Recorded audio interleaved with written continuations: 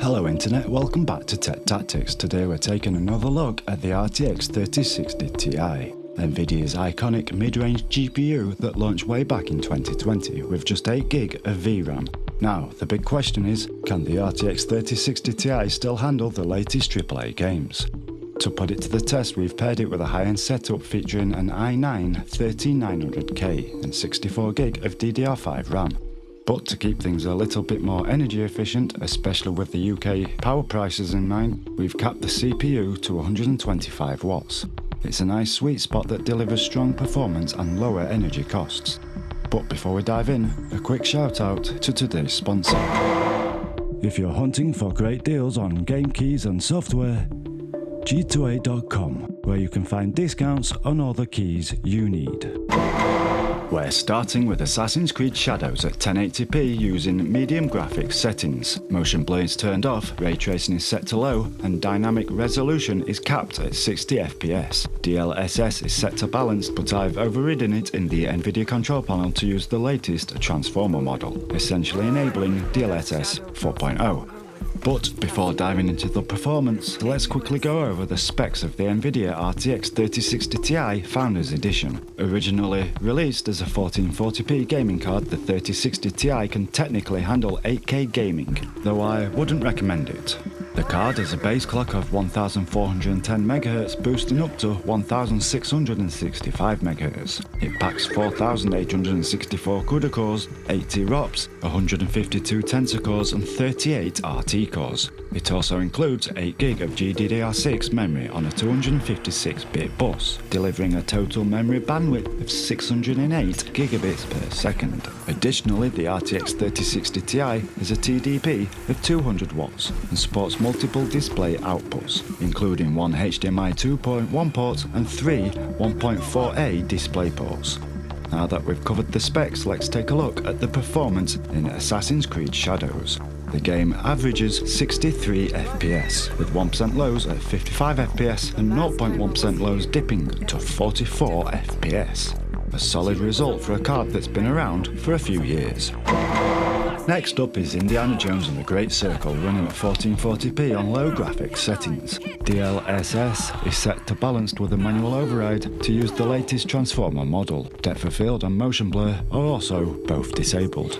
Released in late 2024, this latest entry of the Indiana Jones series takes on a different approach from older titles like Indiana Jones and the Emperor's Tomb, which leaned more into straightforward action-adventure gameplay without relying too much on advanced graphics. The Great Circle, on the other hand, is built with ray tracing at its core, which makes it more demanding on hardware. Even with just 8GB of VRAM, the RTX 3060 Ti handles the game surprisingly well. Overall, performance-wise, on average, the game runs at 62 FPS, with 1% lows at 50 FPS and 0.1% lows at 44 FPS. Next up is Doom, The Dark Ages at 1080p with medium settings. Texture resolution of 2048 and both motion blur and depth of field are turned off. DLSS is set to balanced, once again using the transformer model. For a bit of context, the original Doom released way back in 1993. It was a landmark title that essentially defined the first-person shooter genre. It brought fast-paced action and immersive 3D environments to the table, long before those became standard in gaming. It's pretty remarkable to see how far the series has come. The latest entry leans heavily on ray tracing, following a trend in modern games. On the RTX 3060 Ti, Doom, The Dark Ages average is at 93 FPS, with 1% lows at 73 FPS and 0.1% lows at 66 FPS. Next up is Star Wars Outlaws, running at 1440p with high graphics settings. Motion blur and depth of field are turned off, and DLSS is set to balanced. Additionally, the transformer model has also been used.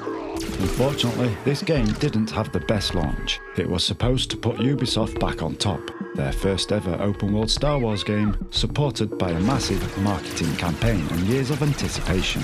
But when it finally released, things went sideways. Players experienced crashes, game-breaking bugs and performance issues, even on high-end PCs. On top of that, some of the design choices didn't sit well with the fans. It quickly earned a reputation as one of the year's biggest letdowns, with many comparing its launch to the fall of the Death Star. Thankfully, Ubisoft has been actively rolling out patches and updates since release. It's still not perfect, but now I can actually play it for more than 5 minutes. As for performance, the RTX 3060 Ti averages about 69 FPS, with a 1% low of 32 FPS and a 0.1% low dropping sharply to 9 FPS. Next is Kingdom Come Deliverance 2, running at 1080p on ultra graphics settings. Motion blur and depth of field are disabled, and with SMAA 2x for anti-aliasing enabled. The game has native support for DLSS 4.0, so I'm using the transformer model. No need for manual adjustments this time, it just works. Kingdom Come Deliverance 2 has quickly become one of my favourite titles. Developed by Warhorse Studios, its attention to detail is incredible. On the RTX 3060 Ti, the GPU is definitely working hard. It hits a temperature of 78 degrees, consumes around 190 watts, and the VRAM is also fully utilised. The game averages about 72 FPS, with 1% lows at 50 FPS and 0.1% lows at 47 FPS. Next up is Starfield, running at 1440p with medium graphics settings. Motion blur and depth of field are turned off, and DLSS is enabled using the transformer model. Starfield launched in 2023 with a huge hype and a strong player base, but interest quickly faded and the Shattered Space DLC didn't help much. The lack of major updates or clear communication has left many fans frustrated. What's especially disappointing is the gap between Bethesda's reputation and what's happening. The studio used to be known for supporting its games long after release, but now it feels distant from its community. Fans who hoped that Starfield would be the next big RPG are feeling ignored. The silence says a lot, and for many, it seems like Bethesda gave up on its own vision way too soon. On the performance side, the RTX 3060 Ti averages 76 FPS, with 1% low of 59 FPS and a 0.1% low of 31 FPS. Next up is The Elder Scrolls Oblivion Remastered. Developed by Bethesda, the legendary studio behind some of the most immersive RPGs out there. The game runs at 1080p with high graphics settings, TAA enabled, motion blur turned off, and DLSS set to balanced, using the overridden transformer model. Since it's being rebuilt in Unreal Engine 5, Oblivion Remastered is quite demanding and needs a powerful system to run. When it comes to efficiency, the RTX 3060 Ti stands out with its great performance per watt ratio, usually using about 200 watts under load. This makes it a solid pick for gamers who want a strong performance without worrying about excessive power use, which here in the UK is something you have to keep an eye on. The RTX 3060 Ti performs pretty well. You can expect an average of 64 FPS, with 1% lows dipping to 30 FPS and 0.1% lows at 13 FPS. This means gameplay is mostly smooth, though you might notice a few occasional stutters, which is pretty typical for Unreal Engine 5 titles. The next game is S.T.A.L.K.E.R 2 Heart of Chornobyl, running at 1440p with high graphics settings. I've turned off motion blur and lowered the depth of field because honestly you cannot completely disable it in this game. I'm also using the latest DLSS version and it is set to balanced. Now, this game has made some serious progress since its launch. When I first played it on the RTX 4090 it was averaging around 60 FPS, although I was using higher settings at the time. Given the 4090's 24GB of VRAM and its high power draw, I expected more stable 60 FPS experience, but that wasn't the case. Now, fast forward to today and the game runs great. It's built on Unreal Engine 5, which is yet another AAA title really pushing the engine. As for the NVIDIA RTX 3060 Ti Founders Edition, it launched in the US for $399. In the UK, its starting price was £369. Fast forward to today and you can find the RTX 3060 Ti on eBay Marketplace for around £185 to £200, which is about $250–300 US. In S.T.A.L.K.E.R 2 Heart of Chornobyl, the RTX 3060 Ti averages 62 FPS, with 1% lows at 49 FPS and 0.1% lows at 42 FPS. It's quite impressive how this card is actually handling modern AAA games.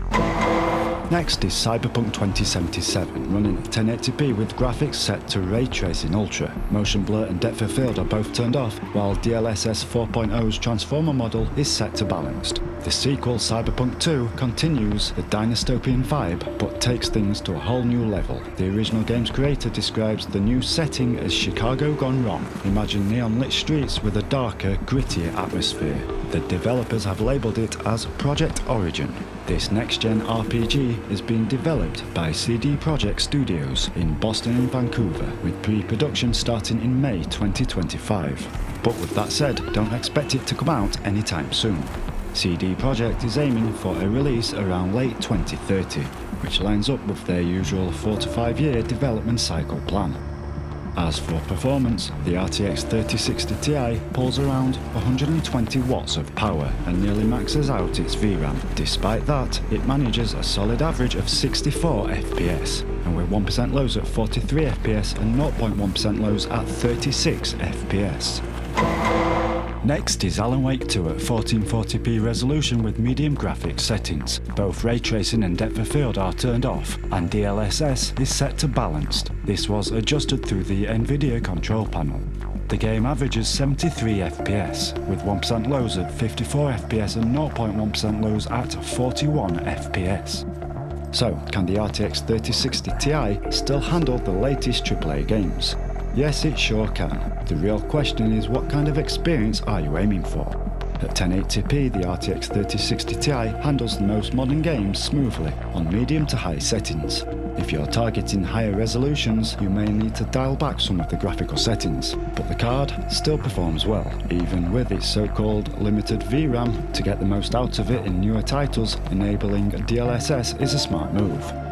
The latest DLSS 4.0 transformer model enhances both performance and visual quality even further. While YouTube demos give us a glimpse into the real impact of DLSS 4.0, it's best experienced firsthand. That's all for this video. If you're using an RTX 3060 Ti, I'd love to hear about your experience. What games are you playing and how's the performance? Please share your thoughts in the comments below. If you enjoyed this breakdown and want more tech reviews and gaming benchmarks, be sure to hit that like button and subscribe to Tech Tactics. Thank you so much for watching. I'm David James, and I'll see you next time.